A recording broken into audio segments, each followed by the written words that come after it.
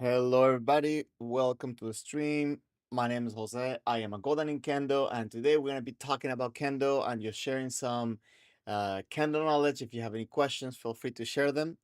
And if you have any questions, anything that I can help you with, feel free to leave it in the chat. That's what these streams are for. Today's topic, I think I'm gonna keep driving the point of Seme. I posted a short this week talking a little bit about Seme, and I kind of wanted to just bring up some kind of like maybe clarification strategies. And then on my members only stream, I'm gonna talk a little bit about different patterns that you can use and different things that you can do in order to start like working on to putting Seme into your practices, into your training. Okay, just gonna let some people roll in first before we get going. If you have any questions, please let me know. Let me know where you're watching from. That would be kind of cool just to figure out where my audience is to see when the best timings are. So even if you watch this after the stream has been posted, that'll be awesome. Um, just quick little recap for this week's training. I had some cool and interesting approaches of training this week. I feel like my week started pretty good when it comes to applying Seme and the things that I'm working on for my Rokudan. And then as I started, okay, so let me just give a little bit of background on it. So the main thing that I'm working on right now when it comes to how to move my body to create pressure is to make sure that my weight is on my back leg. That way, instead of putting my weight forward, when my weight is in the back leg, I can push forward and I can push with much more strength and pressure. So the crazy thing about that is that when you're hitting, you don't want to lean back, right? You want to make sure that you put power into it and you lean forward. But if you do that too early, you end up kind of losing traction on your back leg.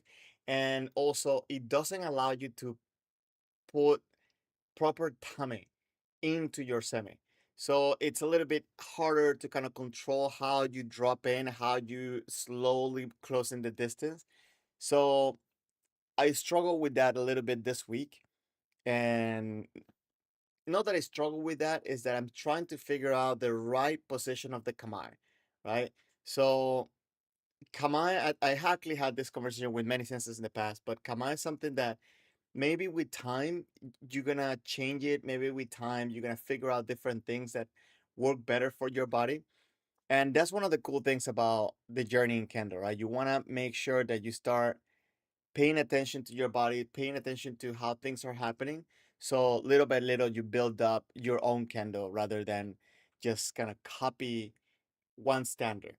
Because you have to adapt kendo to your body rather than just try to do everything the same way all the time. I don't know if that makes sense. So guys, I just want to remind you we have a Discord server that is completely free to join. It's a great way to get in contact if you have any questions, if you have anything that you want to send me, like like a video or something. It's a great way to do that. Also, I have a members only stream where I review your videos and I answer your questions and I share a little bit of the behind the scenes of my training here in Japan. So if you would like to get access to that, please check out the members link, and that will be a great way to start figuring out what's the best thing to for me to provide better content, better value for you. AJ, thank you very much for passing by and commenting, leaving in the comment. How you doing? How's your Kendo week going? Let me know if you have any Kendo questions, anything that you want me to address. I also posted a video on how to use the right hand for the Shinai, so I wanted to expand that a little bit before I start showing videos today. So um, I was mentioning that in order to make sure that you have okay, the power from the Shinai, the power for the Shinai comes from how your body's moving, your whole body's putting pressure into it, and your left hand brings the power, connects the power from your body into the tip of the Shinai, right? Um, a lot of times when people are getting like, um, thank you, AJ. Thank you for the sub and thank you for the like. I really appreciate it.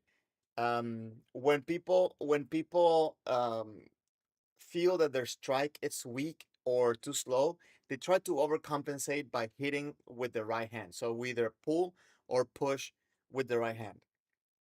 Um, the way the shinai should move is that you want to make sure that the tip swings, right? Instead of the whole shinai moving. And that's one thing that makes your shinai slow and doesn't allow your shinai to be sharp. So I just have very little space here. So sorry, guys.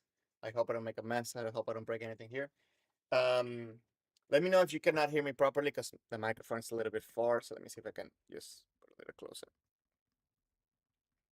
Okay, so if you want to get a good strike, you want to make sure that the tip moves up and down rather than the shinai moves up and down, right? So with the left hand, you want to extend the left hand away from your body. And to get the sharpness on the strike, you got to make sure that you um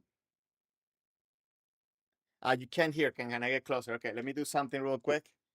Um oh, I left my other microphone on the side. Give me 1 second, guys. Don't go away.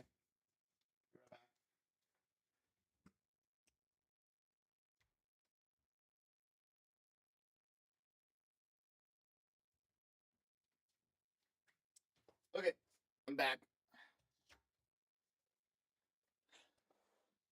Yeah, it's kind of tricky. This microphone is really good, but it gets really tricky with the distance. So let me know.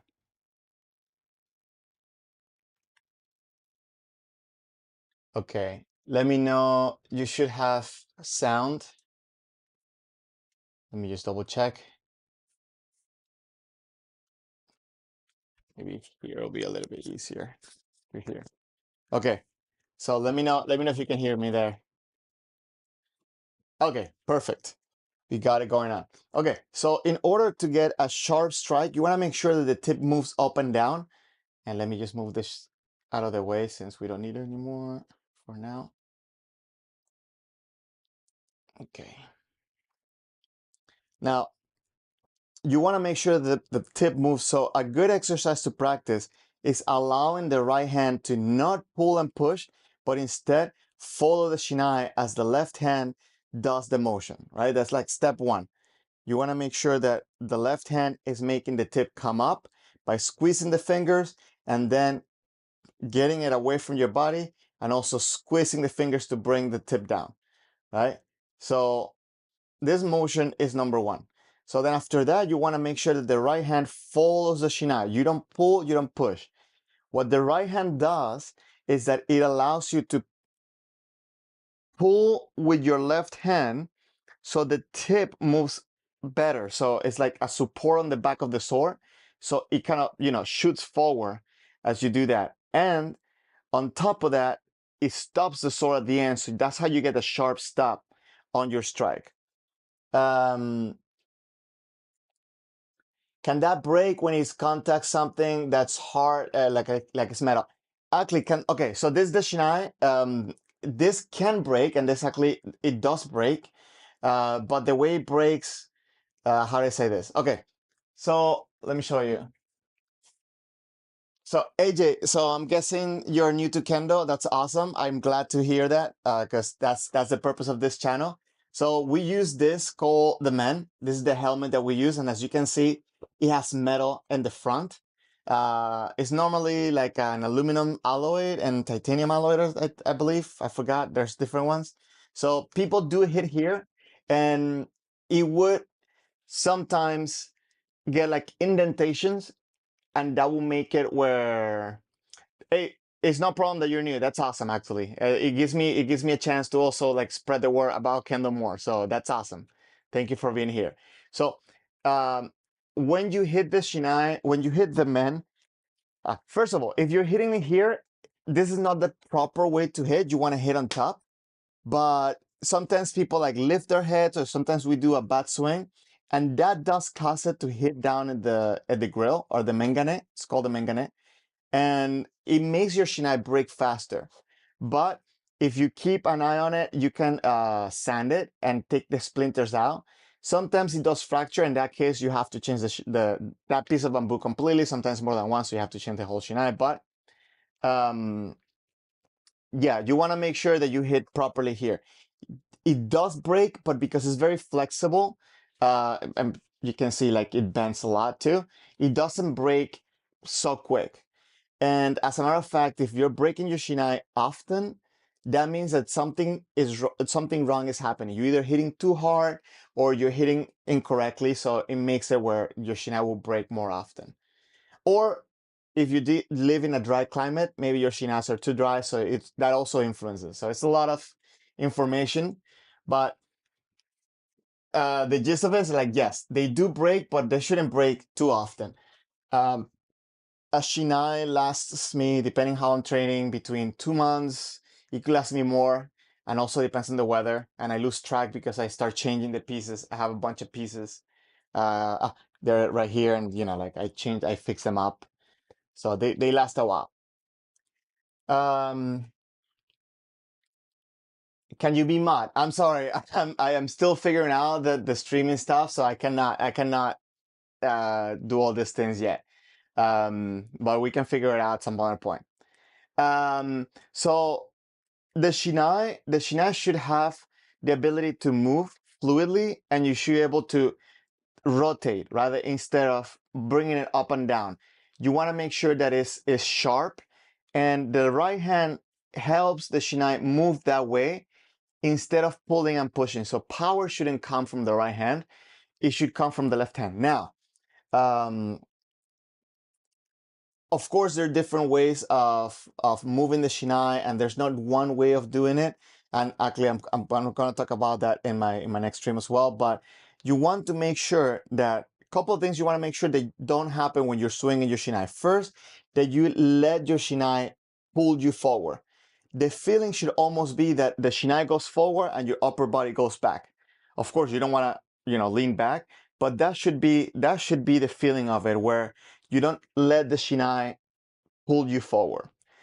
Next thing is that you don't want to lock your shoulders when you strike. Sometimes when people strike and they put force here, they lock the shoulder here, and that makes it that it's easier to control your body. Your opponent can control your body by pushing your shinai out of the way and making you miss and lose control of your shinai. So again, you want to make sure that when you swing, you're not like tensing up here. It should be relaxed.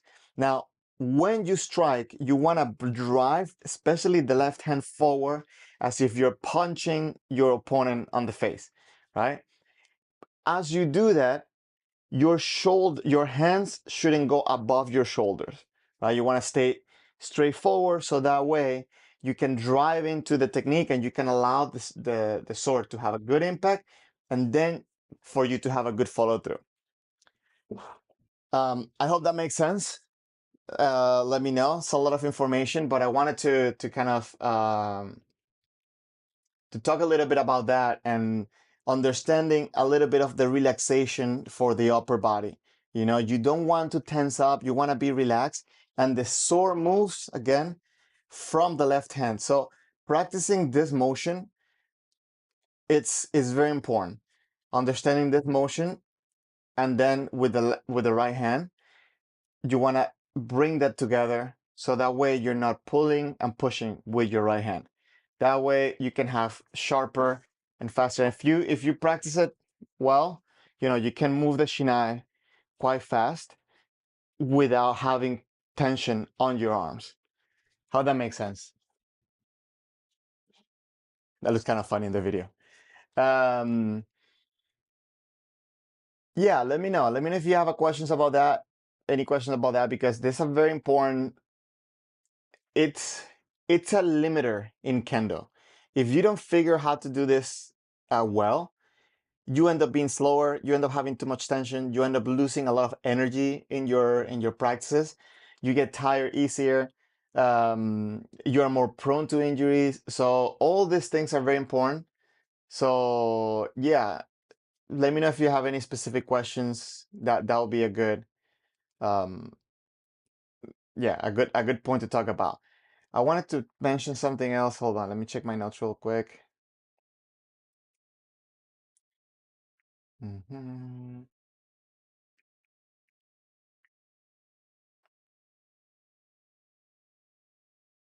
Yeah, I lost track of the comment that I had. One second, guys. Um, okay, I'm sure I'll remember later. But let's talk a little bit more deeper concepts in Kendo. Okay, so we're gonna talk a little bit about Seme and Tame now. I'm gonna show a couple of videos and I'm gonna show some Shiai practices. Let me know if this microphone works good now, cause you should be able to hear me now, and it should sound fine. So if there's a problem, please let me know, so that way we can have good sound here. Now, let me go into the video real quick. Okay, so I've been really liking watching this video, and there's a lot of things that I'm personally watching from this video to study for my test. Um, and we can see a lot of things here related to Seme and Tame, and I wanted to just bring that up here. So on this first attack,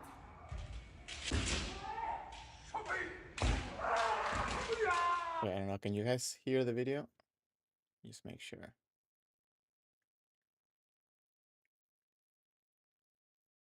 Is there sound? Okay, you guys can, but I cannot hear. Okay, anyways. This right here is a great exchange of how to start an engagement, how to start a match. You don't want to jump in and attack immediately. You don't want to just randomly attack. You want to establish a little bit of a conversation and start putting pressure. So I mentioned in my last video that Seme is pressure, and that pressure, you achieve that pressure through a couple of different things. One is the distance, right? You want to close the distance. The other way is using your Shinai to start taking control of the center and making it a threat to your opponent, right? And of course, the last one is going to be the mental aspect of it that has to do with Kiai. It has to do with your intention, how you move, and your presence. All of these things together starts building up Seme. So if we think about Seme as is pressure, the key factor to this is that your opponent has to feel that you are a real threat.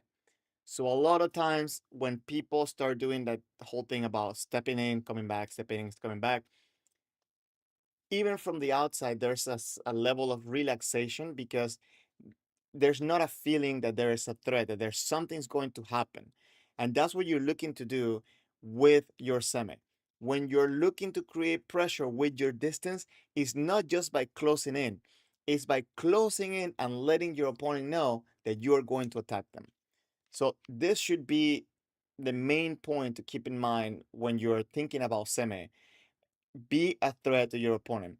And here in this video is very interesting because the way that he closes the distance, so the guy on the right is closing the distance and but not being uh he's not rushing, right?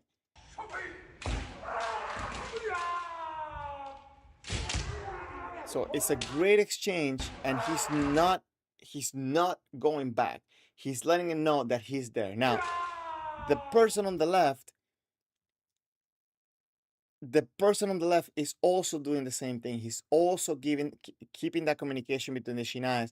And as a matter of fact, I think that he's the one that started the exchange because if you notice his footwork, he's the first one to close the distance. And out of the fact that both of them were engaged and going forward, that's how the whole engagement, a whole exchange started. Where he started, the guy on the right started throwing his technique.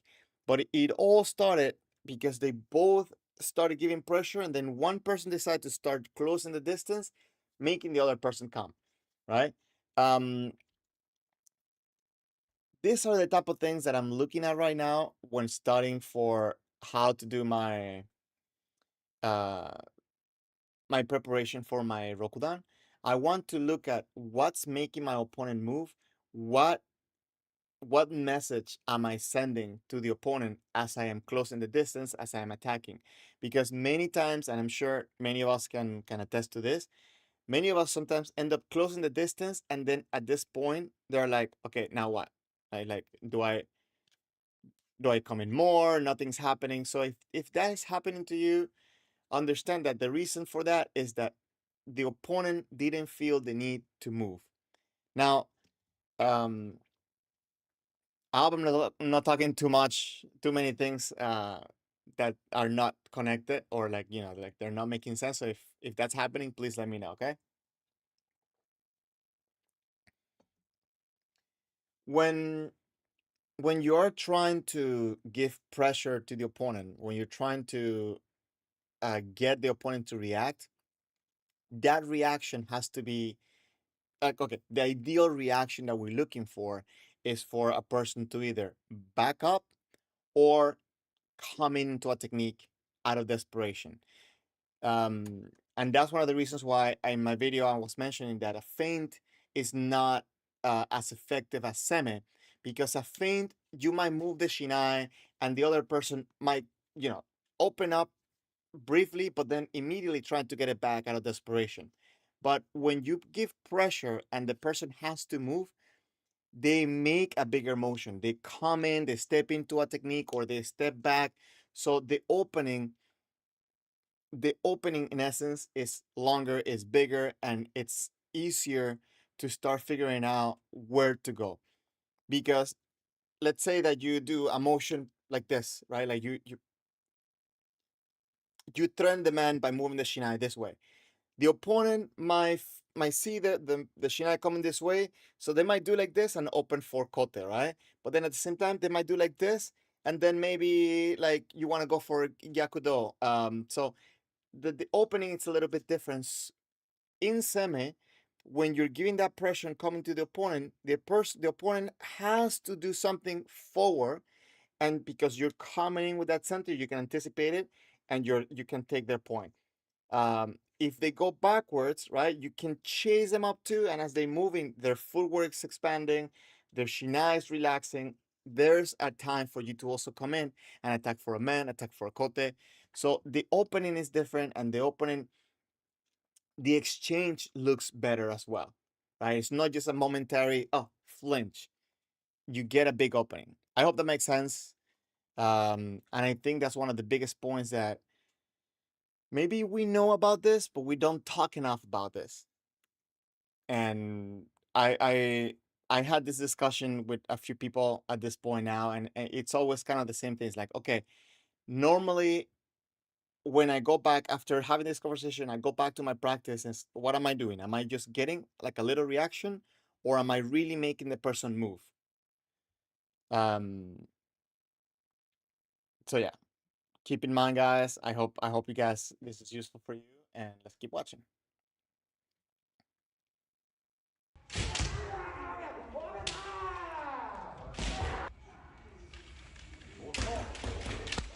So you see this exchange, the person on the right. It's too bad the letters are like are on top of his feet, but if you watch the way that he's moving his footwork, he's coming in with small steps. He's closing the distance, but all this time it wasn't a threat, right? The opponent is kind of just standing there. He goes back at some point, but he's able to go back in a relaxed way, just because again, it doesn't feel like the person on the left is going to attack, right?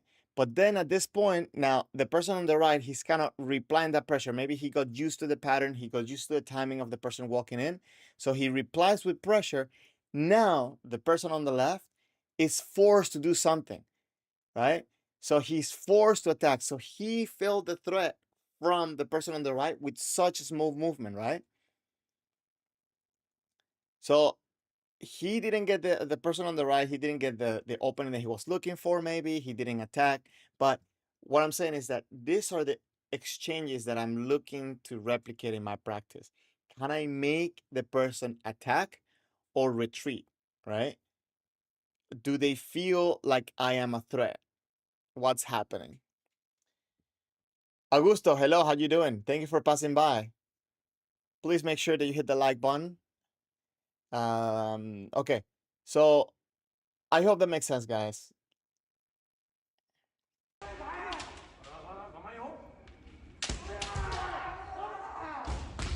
Okay, the next point I wanted to share was up here.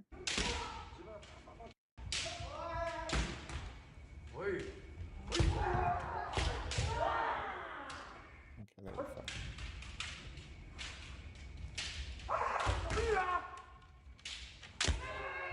So you see, the person on the left seems tense at this point. He's coming in with a lot of tension, with a lot of movement, and the person on the right, he is pretty much relaxed, right? When he decides to move forward, look, every time he decides to move forward, his opponent reacts with an attack. And because he's the one starting the pressure, starting the movement, and the other person is reacting, is attacking out of desperation, he's able to take the center and he's able to get there quicker than his opponent. His opponent might be physically faster, but because he's already in movement, he's already going forward, he's able to take the attack first. He's able to hit the technique first. This is a very important concept, and I think this is what's it called? Degashiramen is definitely the best way to start training this element of kendo, I believe, right? Because it's pushing you, to make the first move. A lot of times people think that, like, for especially for degote or degashiramen, people think that they have to wait for the opponent to attack before they start moving forward. It's quite the opposite. You have to be the first person to start coming in forward, and then when the person decides to attack, you should already be on your way to take your point. Does that make sense? Um, just like it's happening here. See, person on the right starts moving forward, and then the person attacked because he felt a threat. He felt like he needed to attack. It's not when he wanted to attack, but he just felt like he needed to attack. That's the feeling that you're looking for. So let me give you a quick breakdown of Seme and Tame. This initial pressure from the person on the right, this initial pressure is the Seme, is the way of telling the opponent, I am coming to attack you. But he's not just rushing into an attack. If you watch his right foot, there's a little bit of a pause. And then from there, when the opponent on the left is coming in for an attack, is at that point of no return, he comes in forward. He lets go of that foot and comes into a technique. That is how he's putting Seme and Tame together.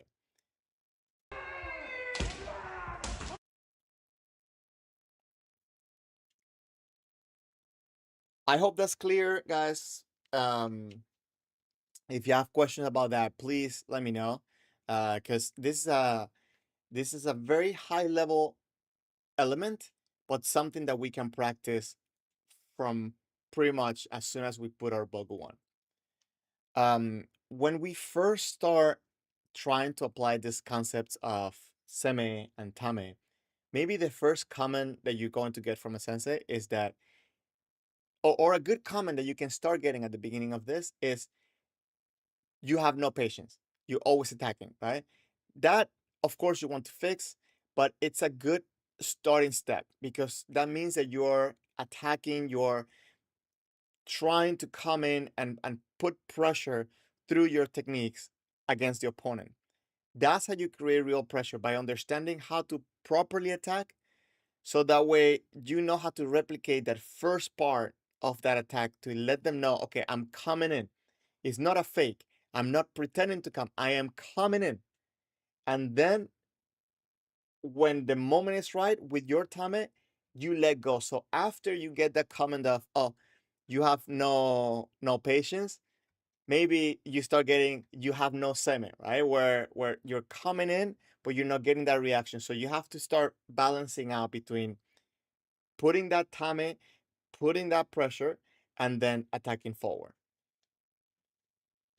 That can be a little confusing, I guess, the way I said it. So yeah, let me know. Okay, with that in mind, guys, I want to switch up to some Shiai video. Okay, make sure it's good. And let's look at it in the perspective of not only how to train, but also how to put it together for a Shiai.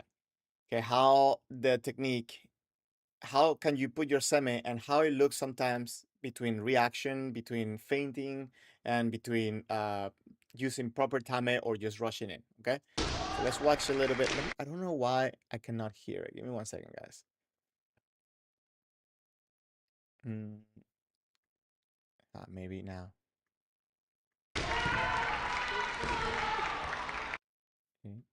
Okay, hold on, guys.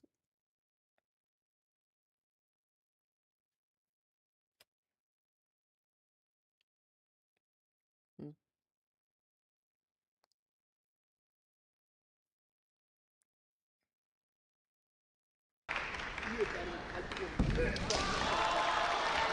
Mm. I cannot hear it, but I hope you guys can.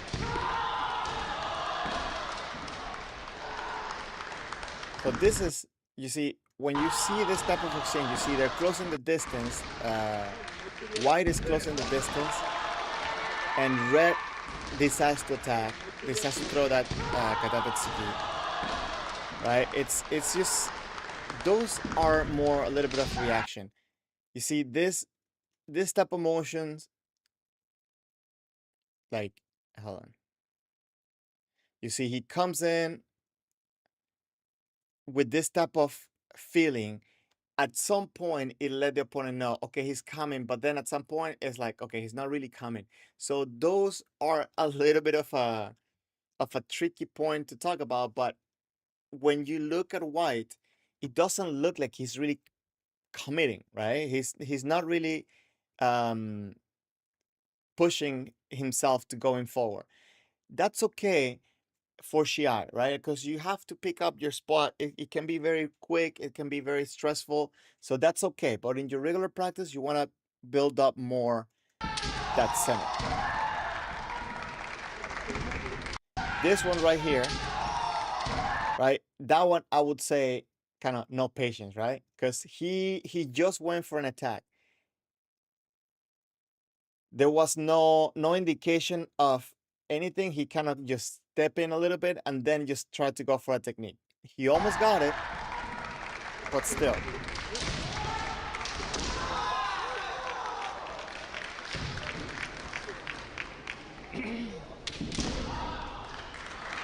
You see a lot of these motions from Red. He fakes a man. Look at this feint. He fakes a man and then tries to go around to hit men on the other side. That's what I'm talking about. The unpredictability. Is that a word? Okay. That's what I'm talking about. When you feint, you don't know what type of reaction the opponent is going to give you. And then maybe the thing that you have prepared is not going to work to the answer that your opponent gave you. So maybe if you see this happening often, where maybe you throw a man from one side and then try to go for the other side, and the opponent keeps doing the same thing, then at this point, you know, okay, I can go out here and then go for Gekudo, for example, in this case. Uh, those are things that you can do with information as you go for, more time during the Shiai. But for Shinza, if you start doing this type of things, it kind of shows that you're not really controlling the opponent. You just throwing things around. So that's a little bit of a difference, I think, between Shinza and Shiai, between testing and tournament.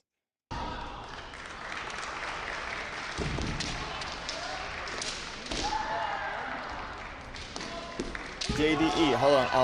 I'll read your comment in a second because I cannot see it right now. I saw that you wrote, but I cannot see it. Give me 1 second.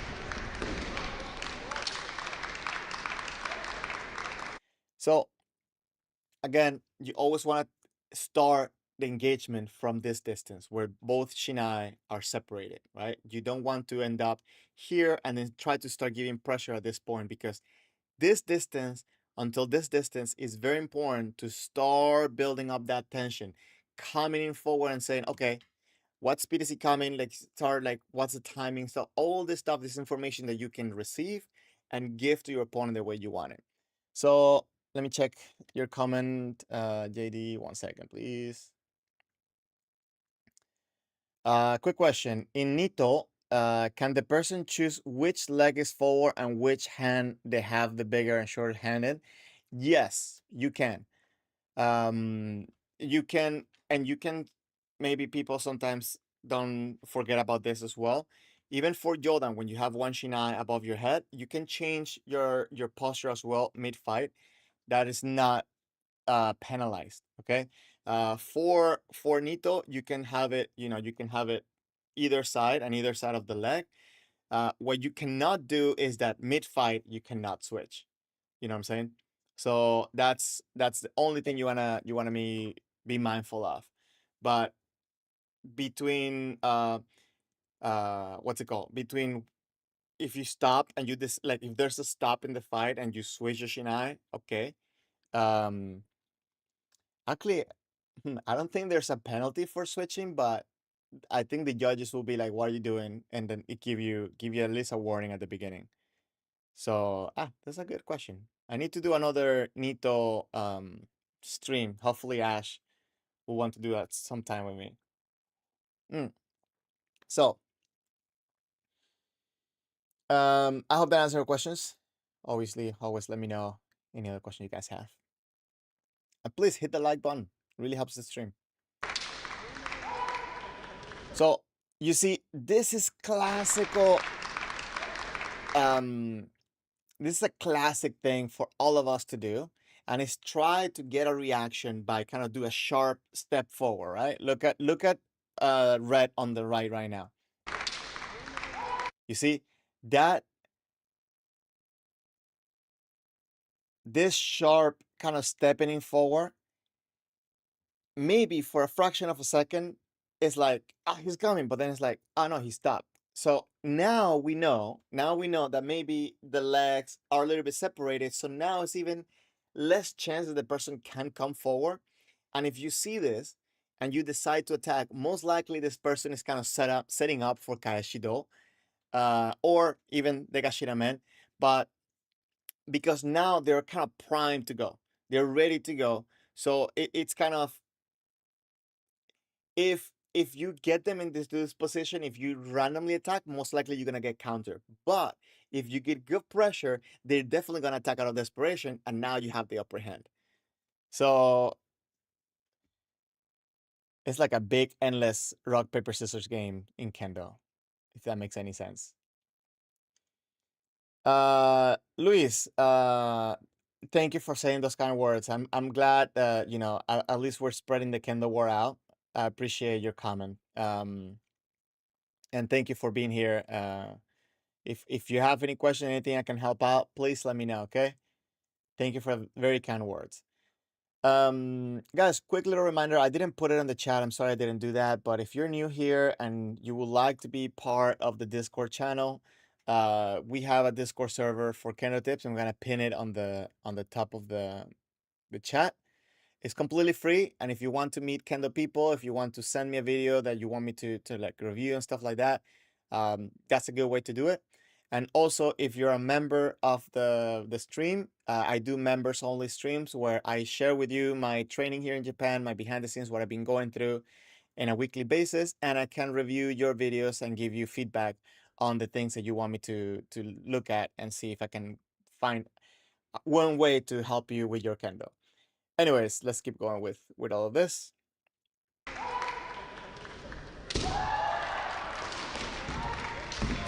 So, a lot of times when we watch Kendo videos, we directly go to tournaments, right? Especially if we're preparing for a tournament and we're trying to go, um, to improve our competitive side. That is really good.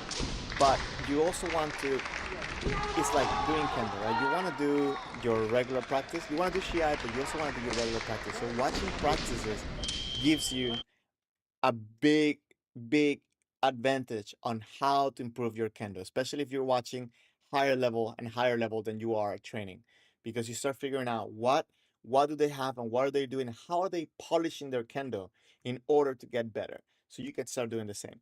Now this right here, I wanted to show this. Look at this big movement right here. This is like why, right? Like he's looking for a reaction. He's being very physical at this point. And that is an aspect, that's something that is good to watch and understand, because you can also try to understand what to do when you get this. Because many people would freak out and then open directly, right? So it's a good way to anticipate it. But is there like a purpose of doing this? Of course there is, and of course it's something you can put in for, like, like a tournament type of thing, but you're not really developing your sense of seme with this type of movement. So that's what we're looking at right now. Of course, feel free to do all the things you want to do. I'm not saying you shouldn't do that, but if you want to improve your kendo, you definitely want to approach it a little bit different than here.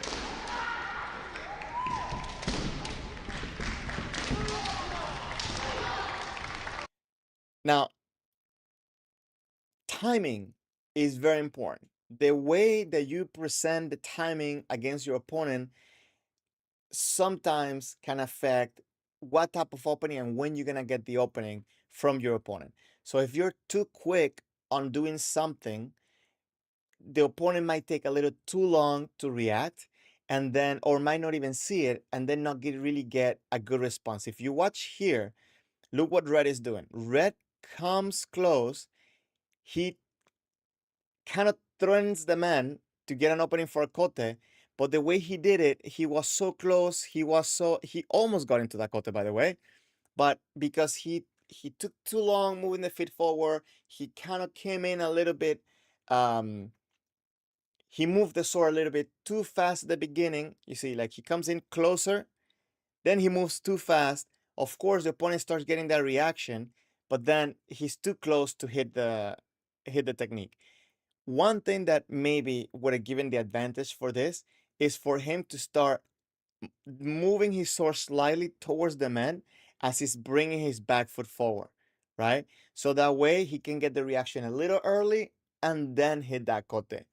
Um, I'm not saying that that would be the right solution here, but what I'm saying is that figuring out the timing is very important. Sometimes in the heat of the moment, we're so stressed that we end up doing everything on a rush. And then at the moment that we decide to do something, it's kind of too late, even though we got a good opening for it. So figuring out your timing and the timing of the opponent is very important if you want to get more openings. Because if you don't get those openings in the moments that you were expecting them, you start getting frustrated during your Shiai, and that's what's going to bring your performance down. Getting frustrated is going to make you feel that you want to quit. Maybe you feel that the judges are not being fair. All of these things start getting into your head, and you want to avoid that as much as possible, because it might not be an external factor that's bothering you, might be more of an internal thing. So keep that in mind if you want to improve your performance during Shiai.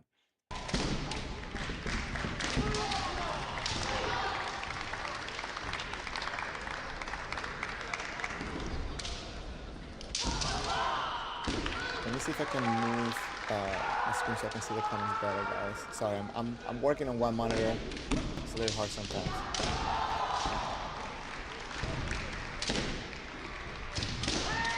Now, I really like how the guy on red is moving, right? The player from Osaka.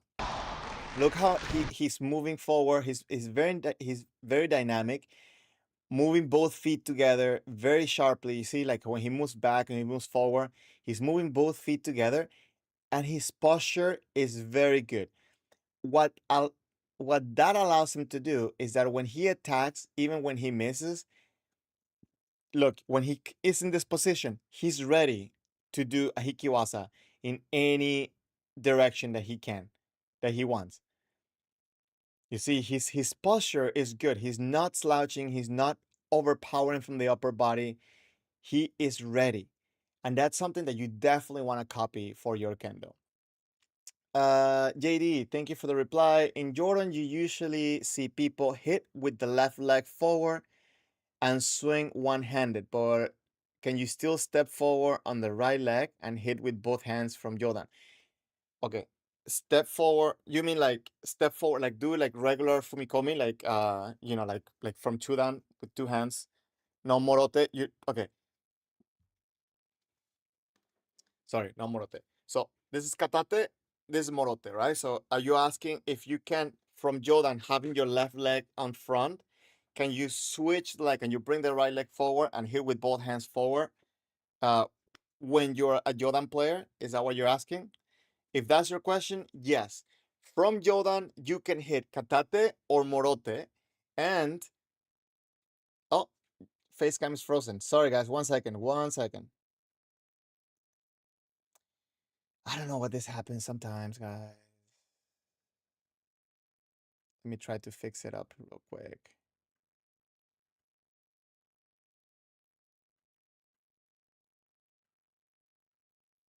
Huh. Uh-huh. Okay, 1 second, guys. Can you hear me? I hope you guys can hear me. Let me change this camera real quick and let me see if I switch back to this camera, will it fix?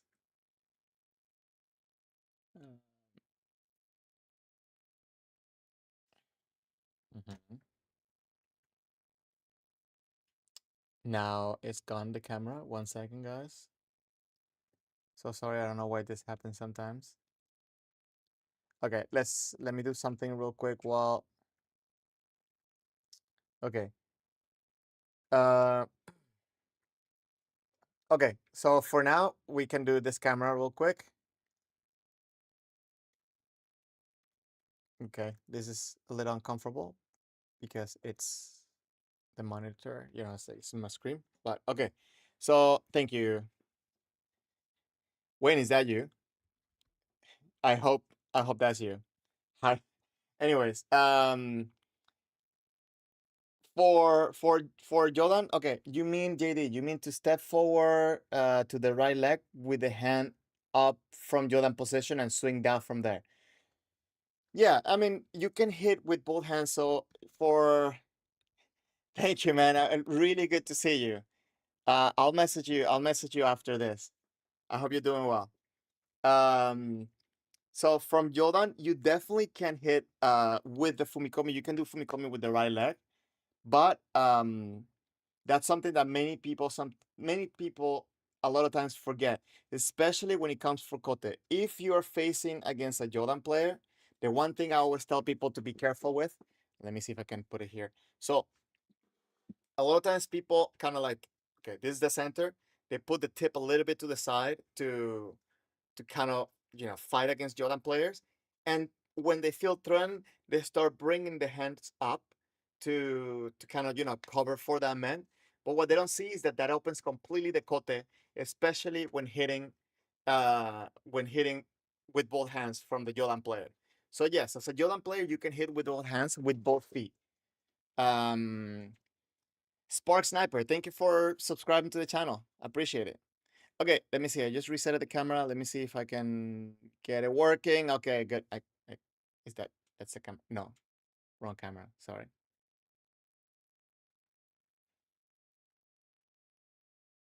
Okay, so now it's not.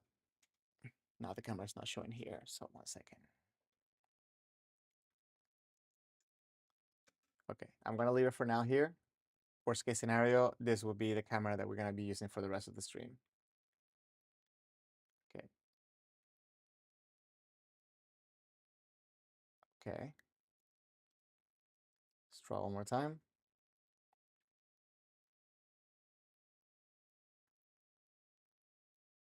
And yep. Okay, we got it working. Awesome. Yeah, I don't know why. Like this camera at some point it kind of just like drops a fart and doesn't work. Um, so I hope that makes sense, guys. For Yodan players as well, same thing. So you see a lot of this fights. Let me see who's in the world. I think I don't know anybody. Yeah, okay. So I think this Shiai, I've seen this Shiai before. Like they get older, like the players are older uh, as the matches go higher. So you're gonna see a little bit of a different approach.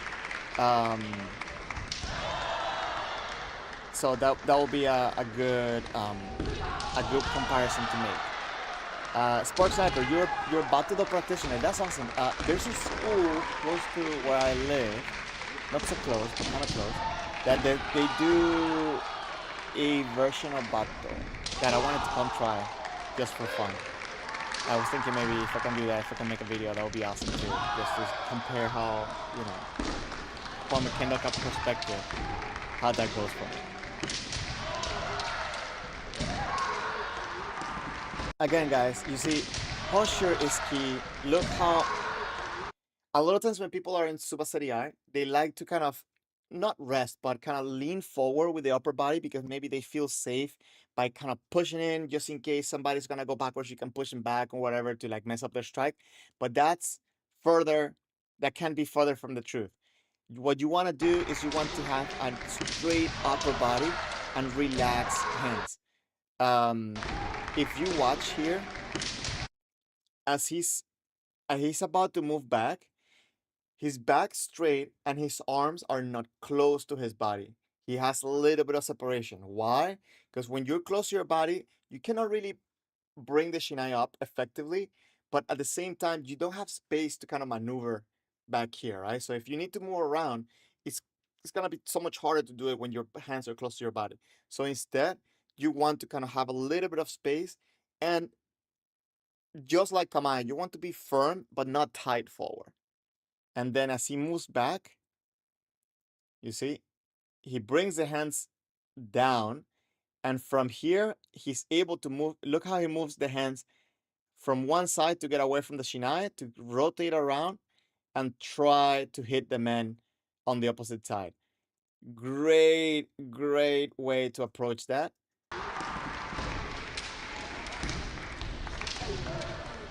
And if you don't have a good posture, guys, you're not gonna get good power on your. If you don't have good posture in your kendo, your attack is going to be weak. And I think that's one of the reasons why people sometimes when they see kendo, they feel like kendo cannot really handle the weight of a sword, for example, right?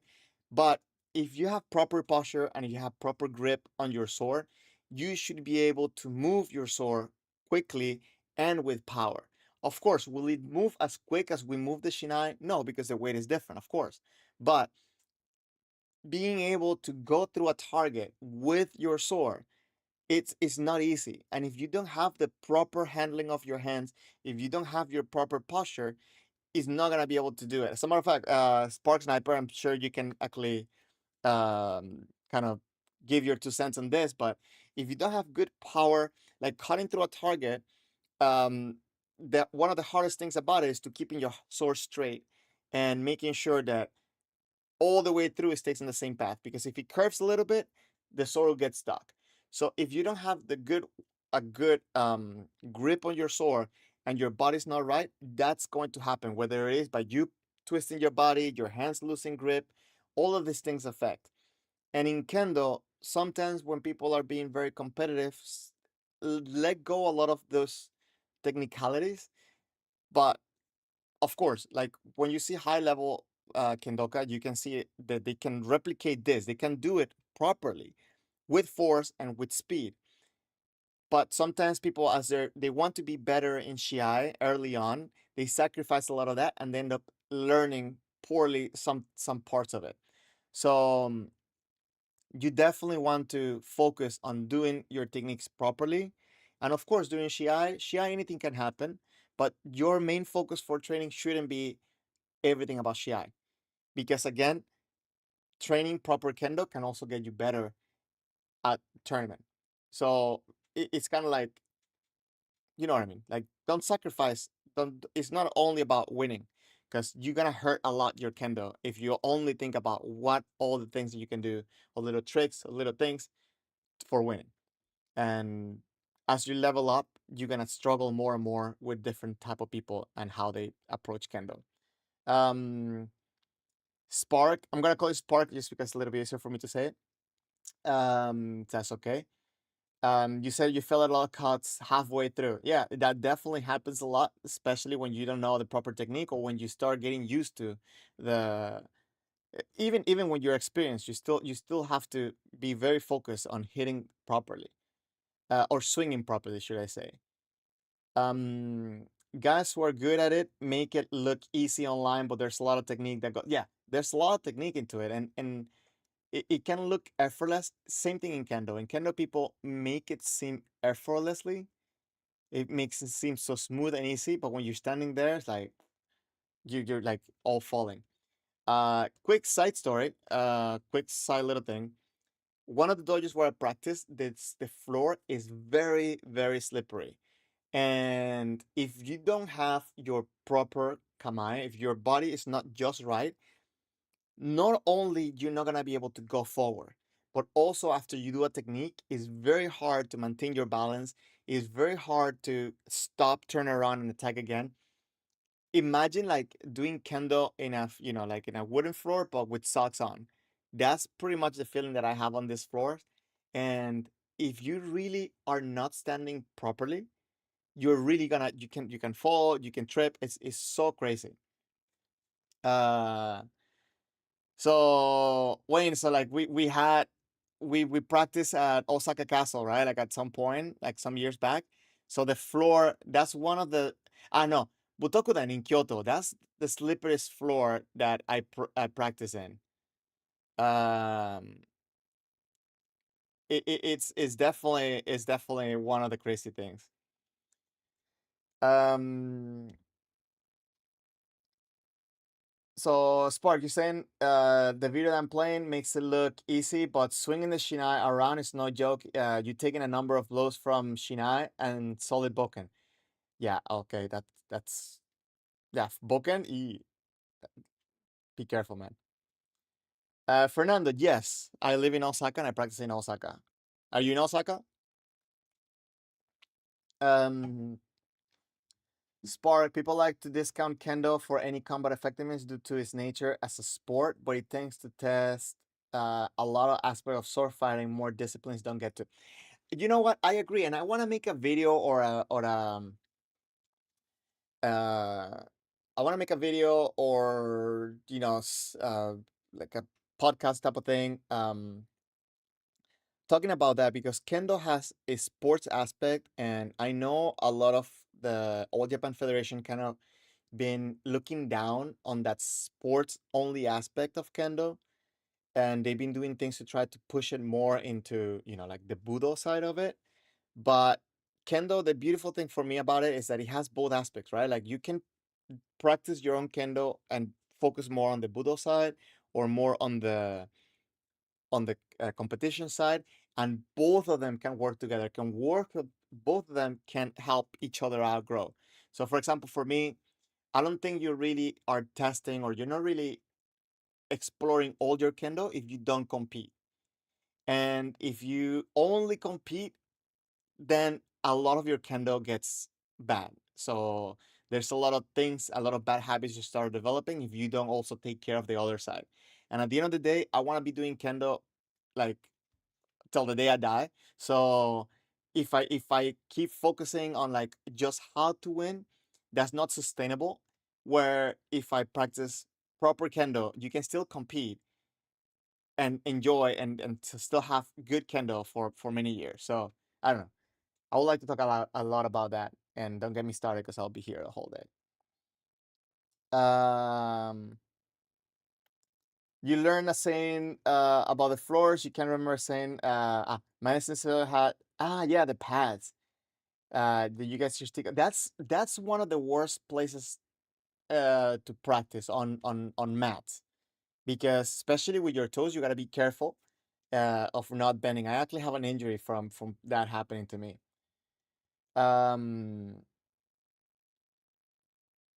yeah, you don't change your kendo just because of the floor. You definitely you want to do proper kendo. And I read an article many years back about training in different floors, and there was a sensei that he traveled around the world, and he got to experience many dojos. And then he mentions training on mats, training on hardwood like vinyl on top of concrete, on the regular Japanese floors, and like all different ones. And he was saying that if you have a soft floor like pads, like mats, you will not have good follow through. So you have to be conscious about this and work this element more, because of course the main when you have the soft floors, you want to be careful with your feet. So people tend to not do so much footwork after.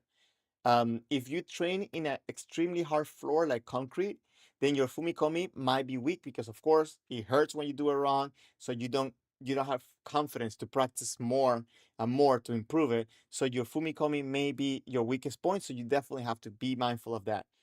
And if you train, of course, now this is my part of it. If you train in the proper floors, you just cannot be lazy. You just have to make sure that you just do everything, and you pay attention to everything. But that's an interesting thing. So every time I go to another dojo, I figure out, okay, is this a soft floor?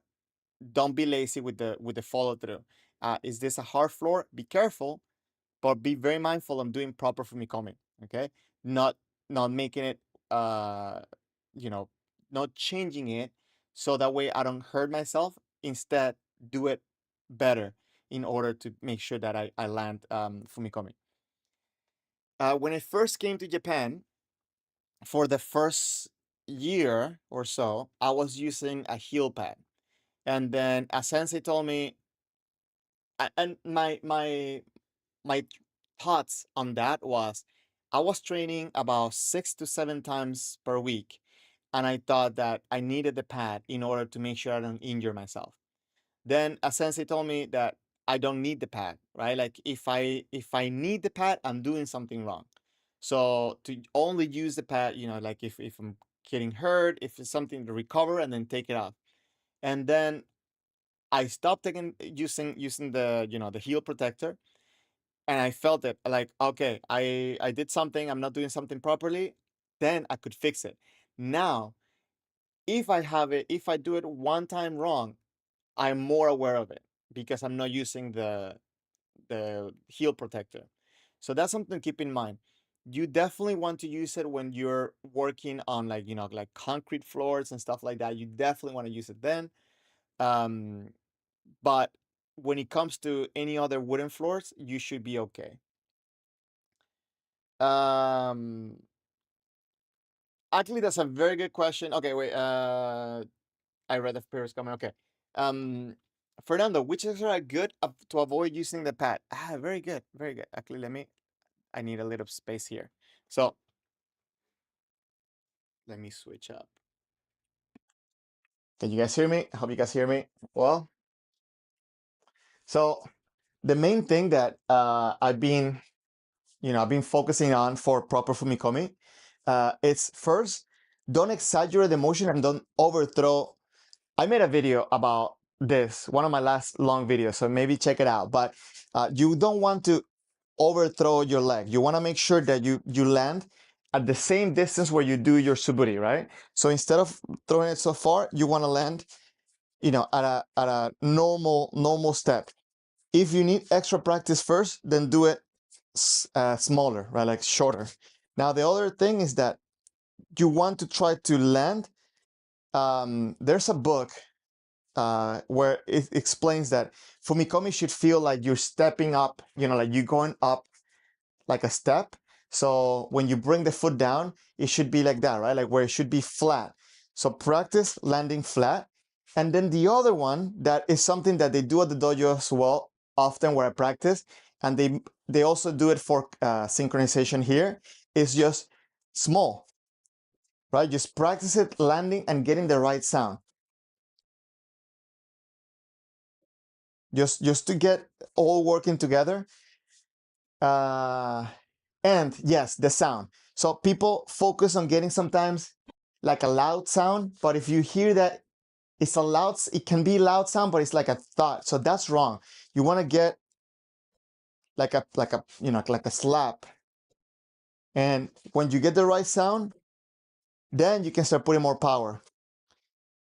Does that make sense? Let me know if that answers the question. I can give you more be more specific there. Uh, this mic is good. The one that I'm using right now is better. That will save me some setup time in the morning, so that will be awesome.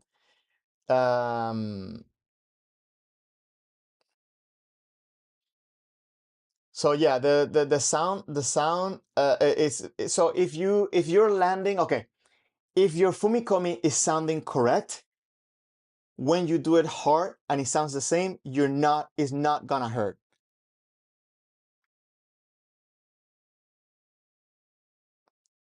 Yeah, so if your sound, if you got hurt practicing the sound, most likely is because you landed, you're trying to make it louder. So maybe, okay, this is kind of weird, but I'm gonna put the microphone close to my foot. And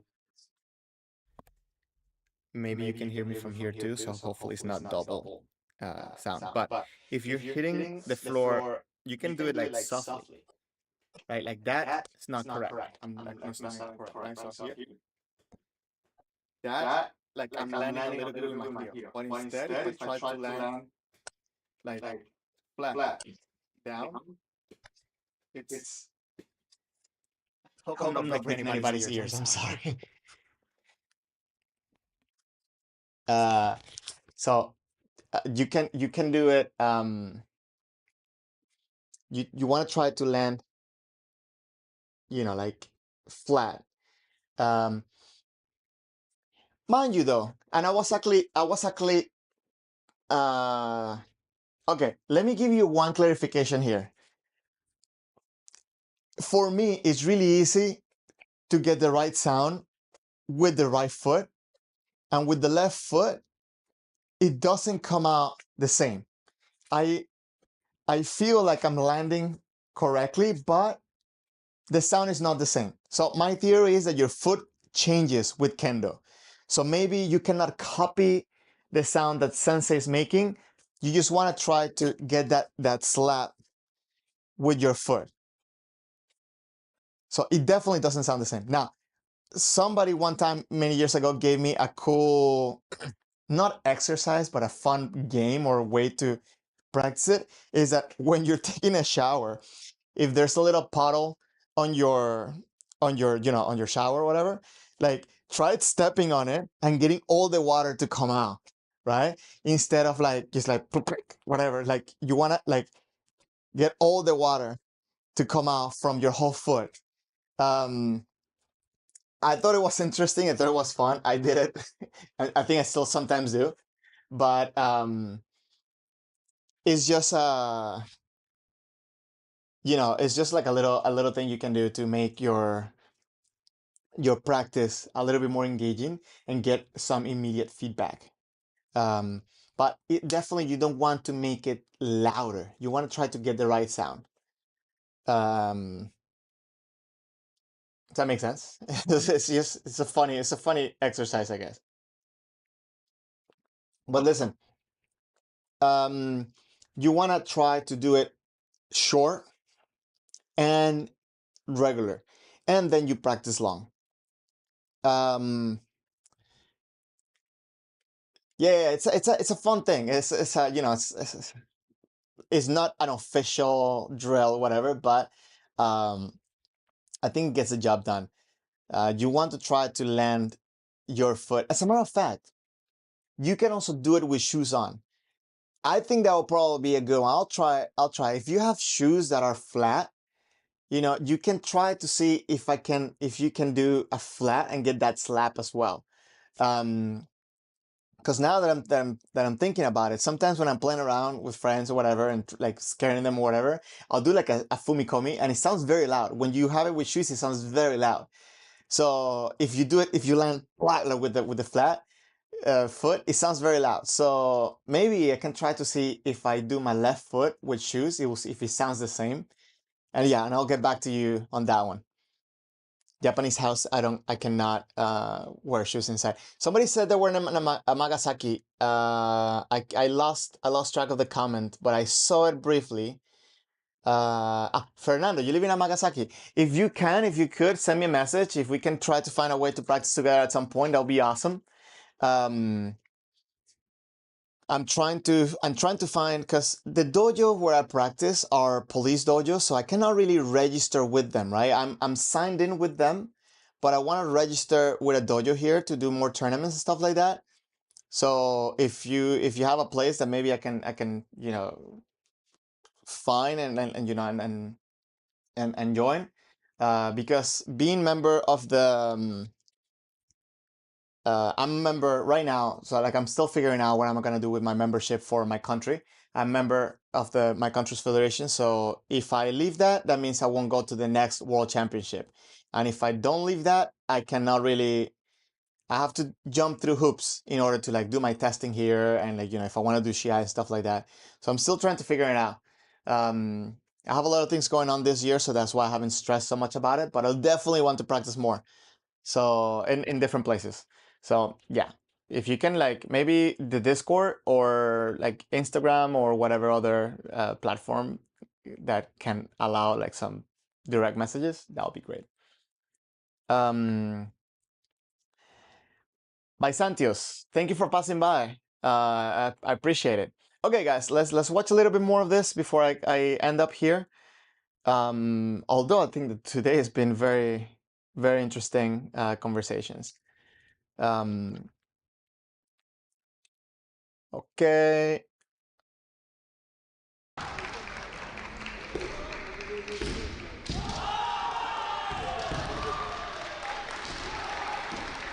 Cheers. If you're passed by Japan, let me know.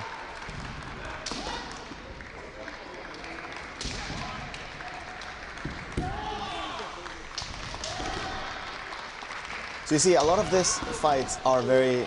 I cannot hear the whistle. Let me go to a little bit of a.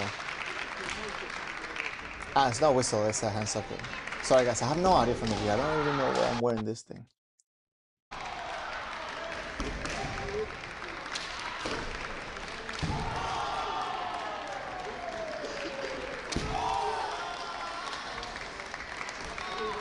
So okay. This is very important to study, guys. So you want to learn and be better at your Shiai, watch not only the Shiai, but also the decisions that Shimpans are making. So let's see.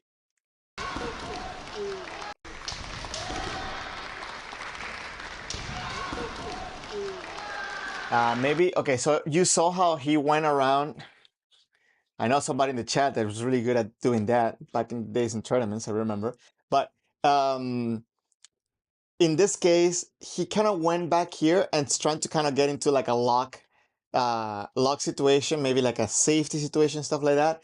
Maybe he was doing it a lot before, and the Shimpan didn't like it. So at this point, they gave him a Hansoku because I guess at some point he just did it too many times.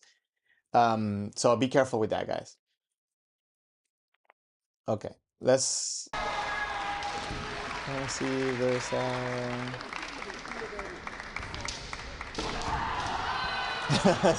Sniper. Thank you. It got sent to me by one of the viewers too. People always ask me where I got them, so I did. That's why I said that in advance. But I think Ibogu might have them if you were looking for them. Maybe I can make that into a shop item here, like just get me Shinais for people to get.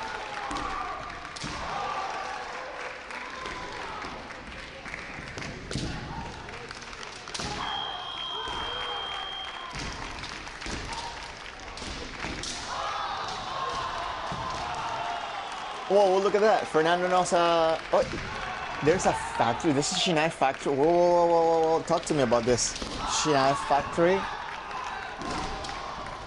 Amagasaki was very popular. There's so many things. Ah, wait, I was practicing. No, no, no. I was practicing at Shiai. I was living in Kobe before Osaka, and I got invited to practice in Ashia. Like at some point, I was practicing there, but I need to.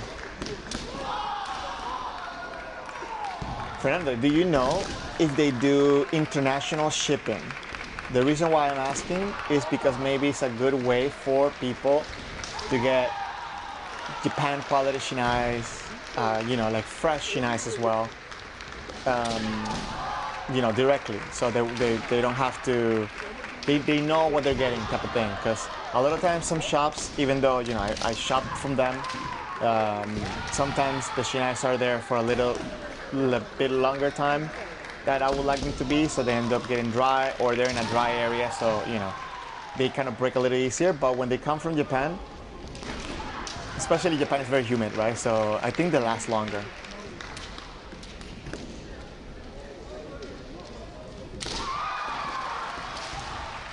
See, this level of kendo is very athletic, very energetic, and you definitely want to have that in your kendo. But as we're gonna see in I want to go a little bit on the further fights, so that way we can see the difference on how they approach it.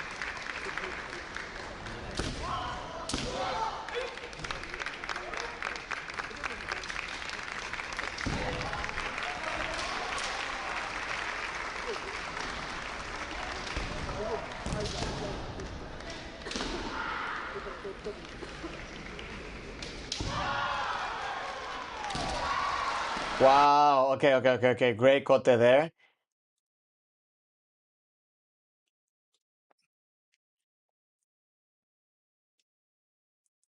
Great timing for the kote. Okay. Let me go back a little bit more. Okay. So I always say that whenever you're looking at a technique, don't just look at the moment when the technique was done. Look at what's happening before so you can figure out what's making this possible. So from here, you see white steps in, starts giving pressure, and red kind of anchors himself at some point, right? He's like, I'm not gonna go back anymore.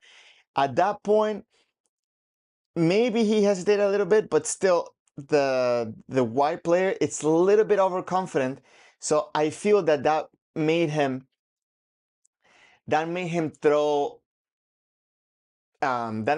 his technique without a really being a preparation, like a moment, an opening. If you watch here, he's coming in and he feels that he has to attack even though red is controlling his shinai, you see?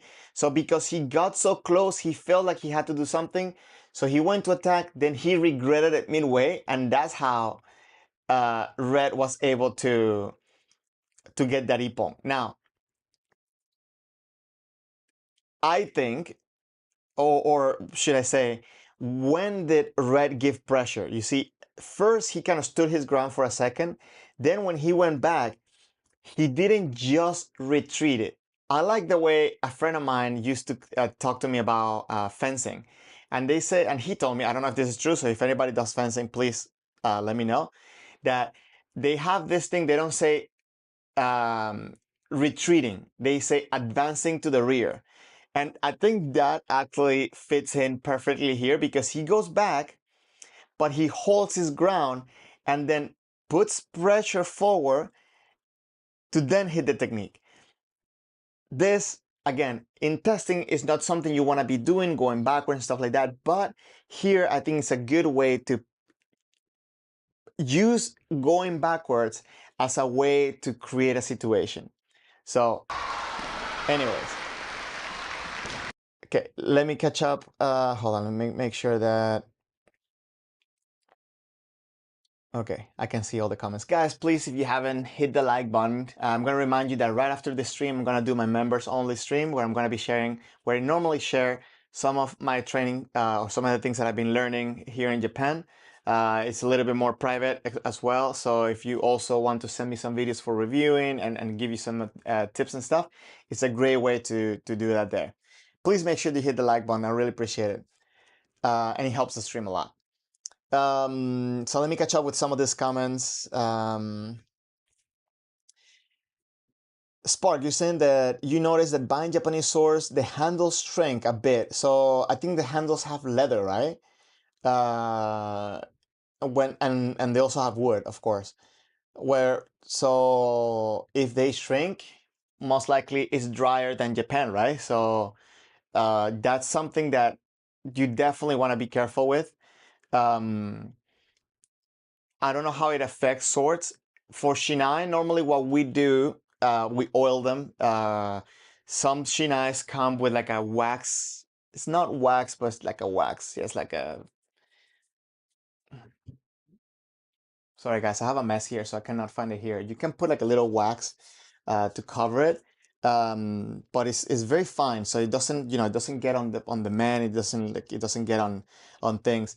Um, And another tip, I guess another Kendo tip to keep your shinais longer if you live in a dry area is putting them in the bathroom, like like we're close to your shower, so they absorb the humidity from the steam of the shower. Of course, that looks kind of whack, and maybe if you live with somebody else, they'll be upset about it. But it's one of the ways that people do, because that's a big issue. So yeah, Southern California, that's gonna be dry. So for sure, that's definitely one of the biggest problems. Like every time I go to California to train, I break a shinai, at least one shinai. I can be there for 1 week and I'm gonna break one shinai. Um, I don't know if this counts, but I know that, for example, for musical instruments, what they do is that they leave it out, like in a room, whatever, but not out in the street. The instrument, they leave it without touching it for a week, so it kind of like like it adapts and like it just changes properly. But I don't know how that will affect and if that will be a good or bad thing to do with swords. So if you try it out, let me know. That would be awesome. Um, Fernando, you're saying they do not have international shipping, but you can buy stock and send it using EMS. Yeah, okay. Like I think that's something. So I used to do that from Thailand a few years back. I'll buy like 100 shinais, and like sell them within the dojo and friends and stuff like that. So that way it was cheaper for everybody. So, but I feel like the quality, I never did it again because at the second shipment that I did, the quality wasn't as good. So, but if I can go to the place and see the shinais, I'll definitely help people with that. Um, so there you go, Spark. Fernando has a yeah, but Fernando, you have to. He's just using swords, so I don't know. I don't know how that works. So I cannot personally. I don't feel comfortable giving advice about swords because I have no idea how they work. I know sometimes they wrap them on leather. The handle, right? It's wrapped on leather. Sometimes they wrap them with other hemos and stuff like that, and there are other materials. I'm guessing wood as well. So I don't know what the issue or what the difficulties will be. So I want to be careful with that. But I'm sure you know more about that than I do. Um, when you say advancing to the rear, I like that. I like that concept because I always try to make sure that I go forward, right? And in tournament, when I'm practicing for tournament, I do find a benefit of because I'm always trying to go forward. I feel that at some point my opponent gets to know that, so they're expecting me to come in, and I can be a danger, right? So I use this as a way to kind of break the habit. So definitely something that you want to like I want to like manage and use it. So when I go backwards, I want to try. And I found this actually, Hoshiko. He's really good at doing that. A lot of his ippons are like that. He's kind of giving pressure that the opponent comes in and he kind of starts going back, forward, and then back and attack. So that's actually good. thing to kind of put in your repertoire, I think, and I use it personally to kind of break that rhythm. So yeah, that's just my point, my thoughts. Um, so Spark, you're saying tsuka for Japanese swords are usually wood wrapped in stingray skin, and then finished with cloth, silk or whatever as a wrap. Okay, cool. So I'm guessing that the shrinkage happens mostly on the wood. That's probably the part that's gonna move the most, right? Um, okay, you just answered that. Unfortunately, there's nothing that would provide enough moisture to the wood to return to Japanese state, except for shipping the sword back to Japan. Yeah. So let me ask you, and again, like I guess swords is an interesting point for all of us here. So that's why I'm asking so many things about this. Uh, okay, okay, because there are okay, because I thought the issue was that you order a sword and then what's it called for your measurements, and then it didn't quite fit as well because of the shrinkage. But you're talking about antiques, so okay, cool. That makes that's different. So my question is now valid. The question I was gonna ask. That's interesting though. I wonder. So the storage, because museums also deal with this issue, right? So I wonder, do you use them, right? Like, do you like you say you do bato, so I'm guessing you do cutting as well. So I wonder if there is some type of like not container, but what's the word? Like display, I guess, that can keep the moisture at a specific level. Because you definitely, I know you can use them, but you definitely want to keep them for posterity, right? So you don't want that. I don't know, because if you start doing that and then you pull them out, then they might move a lot, and then they can get damaged just by doing that, right? Taking them out, taking them in.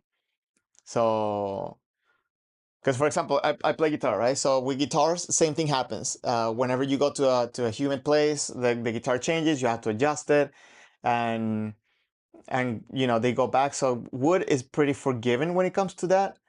But I wonder if there's any other issues that will come for later damage for the sword. Anyways, I'm just thinking out loud here. I'm sorry. Um, okay. So new swords can have improper drying. Interesting. Yeah, definitely. For I learned about that, the whole thing again from the music aspect of it, that you want to leave instruments like about a week to adjust to the climate of the area and stuff like that. Um, but again, like with swords, you definitely uh, want to care for them in a different way, because you're not gonna they're not gonna take a beating like a drum set, for example, right? So you definitely want to take care of them in a different way.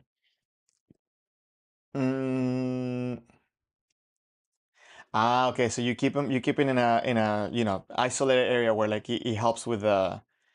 That's cool. That's cool. I definitely want to know more about that. I want to explore a little bit. I have a lot of senseis. I have a friend sensei from here that he just recently got his Hachidan, and he does Iaido as well. And he told me that the reason why he started doing Iaido is because he wants to complement his learning of usage of the sword, right? Um, because he feels that he really wants to understand fully how to use sword for like all different aspects. So I don't know what Dan he has in Iaido, but obviously he's pretty high up there, and definitely something that for me, I tried Iaido. It's just not. I didn't enjoy it. I just didn't enjoy it. Not that like I don't know. I don't know. I tried Bato as well, but I didn't try with somebody that does it. What's it called? Like formally. So yeah, of course the cutting is fun. I would like to do that more often, and I found a school that does. I'm not sure if it does. just some type of specific training or those cutting. I need to get more information. So I'm gonna do that maybe next month. But I'm definitely curious about it. But Iaido, it just wasn't for me. um, as a matter of fact, I think I enjoy Kendo kata, right? But I didn't enjoy Iaido as much. Nothing against it. As a matter of fact, I always look down on people that make fun of I always look down on people that make fun of other people's selection of martial art. So I'm not saying that Iaido is bad. I'm just saying it's just not for me. Um, oh, cool. So your sensei has lineage from school here. That's cool. That's direct. Having direct lineage and having that connection is good. Um, what's it called? What's the word that I'm looking for? Like good. I cannot think about it in English. Not safeguard, but